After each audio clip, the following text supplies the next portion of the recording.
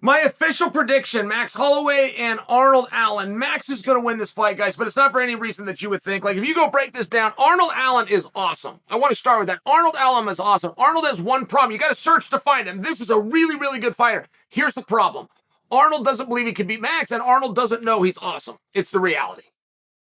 And awesome guys something has to happen along the way for them to get the confidence. I'll give you a great example.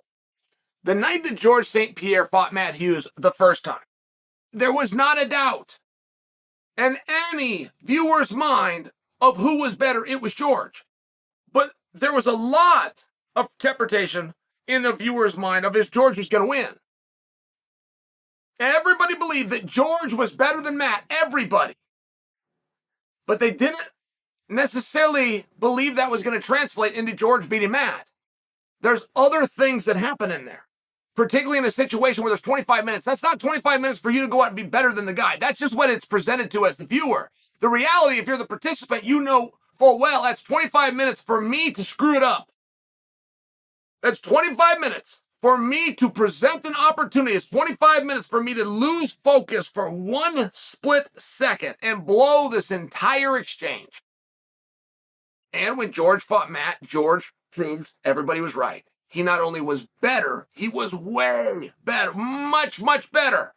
And Matt beat him. And when they were done, George spoke about it and said, I couldn't believe I was in there with him. As many fights as I've won and all the stuff and interviews that I've done, I didn't actually believe it. When I got in, I'm looking across at Matt Hughes, the greatest fighter in the world. I'm thinking, what am I doing in a world title fight?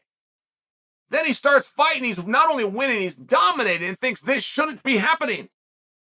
And so he finds a way to give his arm and give it to Matt and set the universe straight. Matt's better. He's the champion. I'm not. He won. Everything's right. And he goes back to his locker room and goes, oh my goodness, I could be champion right now. Gets a rematch. He didn't get any better. Matt didn't get any worse. He got a rematch. And George just decided not to flick it this time. He decided to go out there and let the skills match the skills and see who wins. And it was dominant. It was a very easy night. He righted the wrong, left with the world championship. I bring you that example because I'm not attempting to put Arnold down at all. I'm sharing with you. He doesn't know how good he is. He is going to be intimidated going with Max. He's going to be intimidated in the main event. He's going to be intimidated with the 5-round situation. It's just a reality. Now, his hands are hard enough that he tried to land something and land it early and knock Max out. But that's a pretty tall bill, isn't it? I mean, Max is amongst the best boxers in our sport. As a matter of fact, when Teddy Atlas gave his opinion of the 3 best boxers in the sport, he had Max on that list. Do you guys remember this? It was Conor McGregor, which you'd have to say because he fought Floyd for a half hour, Max, and Dustin Poirier. Those were the 3. So I just bring that to you because the idea that Max is going to get caught and get knocked out, it exists. I just think that it's a little bit smaller of an idea. And then I also have to wonder, what is Max's motivation? I coined a phrase for you guys, and I notice a lot of you have taken it and used it. I appreciate that. But the phrase that I coined was just that the clearest number 1 contender that our sport has is Colby Covington. Any weight class and any organization, the clearest, the most obvious number 1 contender who's beaten the field, who's done everything he needs to do to beat the guy behind the guy, is Colby. But that is arguable. I mean, you could give a real good look at Robert Whittaker by example, who was the champion, who's beaten everybody else but the champion, and I would make that same argument for Max. Max was the champion, and he's dominated everybody else. I mean, let me just give you an example. Yair Rodriguez is the interim champion, who's getting ready to fight Volkanovski for the undisputed championship. Max beat Rodriguez. And Max has quite literally beaten everybody. He has a hard time with the champion, and they've been in there 3 times. It's very difficult to see a scenario where they go in there a 4th. So what drives Max? Does Max think he can break through that glass ceiling? He can be the guy to get a 4th fight without winning any of the first 3. Does he think that? Is that what drives him? And if he was to lose that one and sticks around and nothing changes for a couple of, I mean, does he think he can get a 5th one? I'm just asking. Like, the motivation of an athlete has wildly relevant. And Max came out and said he was inspired by Adesanya, that Adesanya had lost 3 times and went in there a 4th. He said that. He said that as recently as yesterday. And I appreciated that. That helps to answer my question of what is Max's headspace?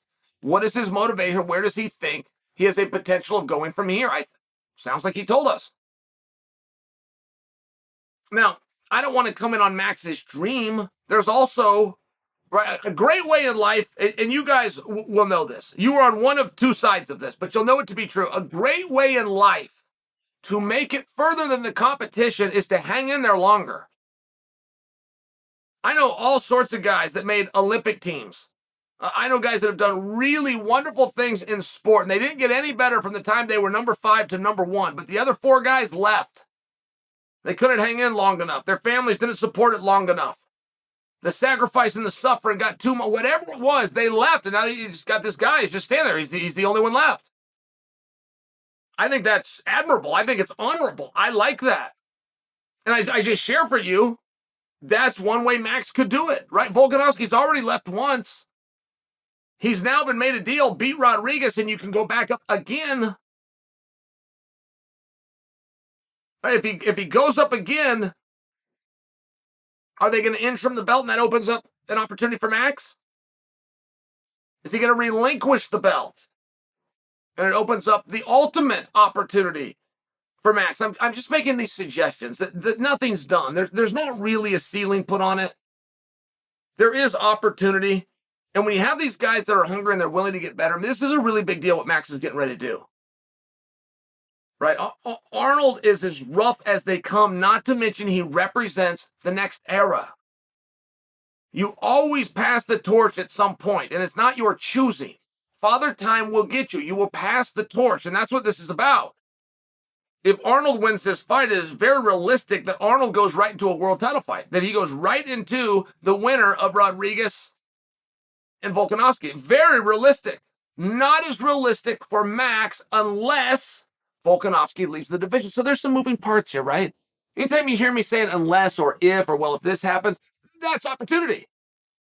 Anytime there's clarity, there's no opportunity. So it's helpful to have a guy like me that understands it's not being sure. It's helpful when you hear a guy like me fumbling and jumping in 5 different, well, this could happen, or if this happened, well, what if this happened? Well, this is likely, and this is possible. No, that's helpful. That is opportunity. And the question is, does Max still have the eye of the tiger? Is Max still driven? Is Max still hungry? I have never seen any evidence that he's anything other than those very things. He's got a really hard task in front of him. And skill for skill and move for move, Arnold can go with Max. Arnold understands it. Does he have the pacing? Can he weaponize pace? Arnold has never showed us that. He's also never been in a position to show us that. So that's going to be a question mark. If that is yes, it's still going to come down to the simple thing that to a degree and for a period of time, he looked up to guys like Max. And now he's got to go in there and beat him. It's a tough part of the sport. I'm not telling you Arnold isn't as good as Max, and I'm not even telling you that Arnold's not better than Max. I'm just telling you right now, and come Saturday, he's not going to beat Max.